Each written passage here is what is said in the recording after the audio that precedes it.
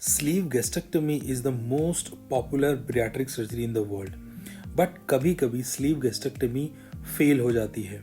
तो मैं आज उन 5 रीजंस और फैक्टर्स को डिस्कस करूंगा जिनकी वजह से स्लीव गैस्ट्रेक्टमी फेल हो जाती है। तो वीडियो को लास्ट तक देखना और 5th फैक्टर को जानना आपके लिए बहुत जरूरी है।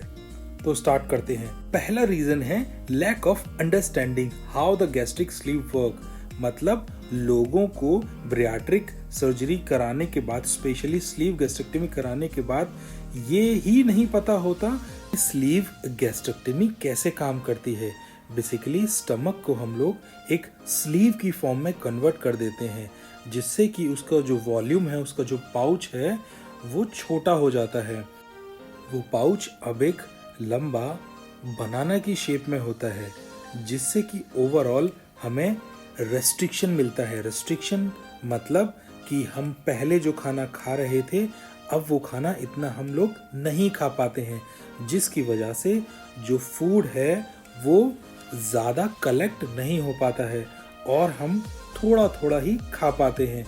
अगर हमने ज़्यादा खाने की कोशिश करी तो टाइम के साथ ये जो पाउच है, जो कि हमने छोटा किया है, ये ग्रेजुअली टाइम के साथ धीरे धीरे दोबारा से रीगेन हो सकता है। तो इसलिए सबसे पहले हमें ये समझना बहुत ज़रूरी है कि अगर आपने स्लीव गैस्ट्रेक्टमी कराई है तो अब आपको पहले की तरह खाना नहीं खाना चाहिए। एक बारी में पेट नहीं भरना चाहिए।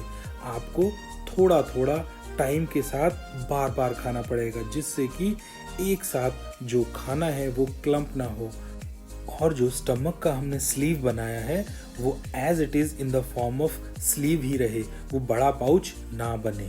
तो सेकंड रीजन है resuming an unhealthy diet after surgery. मतलब फिर दोबारा से वही चीजें खाना जिनकी वजह से आपका वेट पहले बढ़ा था। तो इन चीजों को हमेशा ध्यान में रखना कि अब सर्जरी के बाद हमें क्या नहीं खाना है। तो इसलिए आपको अपने बरियाट्रिक डाइटिशियन की सलाह से ही आपको खाना पड़ेगा। अगर आपने वापस से थोड़ा थोड़ा भी खाना स्टार्ट किया, जो कि पहले आप जिन चीज़ों को अवॉइड कर रहे थे, जैसे कि फास्ट फूड, शुगरी मटेरियल और प्रोसेस्ड फूड, तो ये चीज़ें अगर आपने दोबारा से धीरे धीरे से स्टार्ट करी तो ये धीरे धीरे ही आपका बहुत ज़्यादा हो जाएगा और अल्टीमेटली आपका जो गोल है वो नहीं अचीव होगा।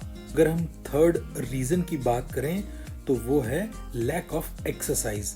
मतलब आपने स्लीव गैस्ट्रेक्टमी करा ली, बरियाट्रिक सर्जरी करा ली और उसके बाद अगर आपने ग्रेजुअली एक्सरसाइज स्टार्ट नहीं किया है तो एक्स्ट्रा जो कैलोरी आप ले रहे हैं उनको कैसे बर्न करोगे। कम खाना मतलब उसके साथ साथ आपको एक्सरसाइज भी बहुत ज़रूरी है। तो इसलिए बरियाट्रिक सर्जरी के बाद अपनी डाइट तो कंट्रोल आपको करनी ही है, बट ग्रेजुअली धीरे धीरे एक्सरसाइज भी करते रहना है। अगर हम फोर्थ रीज़न की बात करें तो फोर्थ रीज़न हो सकता है मेडिकेशंस।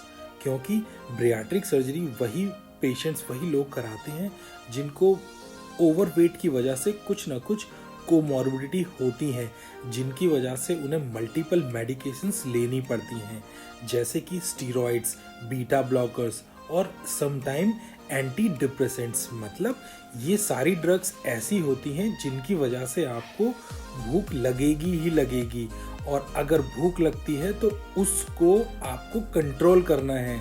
या तो अपनी मेडिकेशंस को अपने डॉक्टर से मिलके उसका कुछ अल्टरनेटिव, या फिर आपको उसके बारे में सोचना पड़ेगा कि अगर मैं ये मेडिकेशंस ले रही हूँ या ले रहा हूँ तो इसके साइड इफ़ेक्ट क्या हैं और इसके साइड इफ़ेक्ट से मुझे कैसे बचना है। तो अब बात करते हैं लास्ट रीज़न की, जो कि है टेक्निकल रीज़न।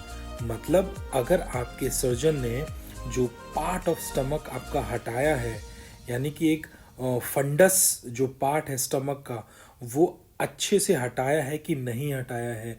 क्योंकि इस फंडस पार्ट में ही हमारा ग्रेलिन हार्मोन होता है।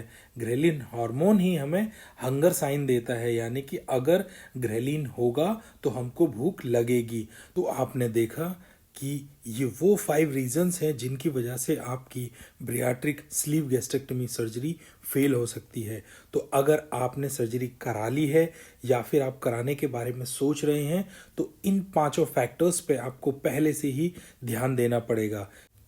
तो thanks for watching this video.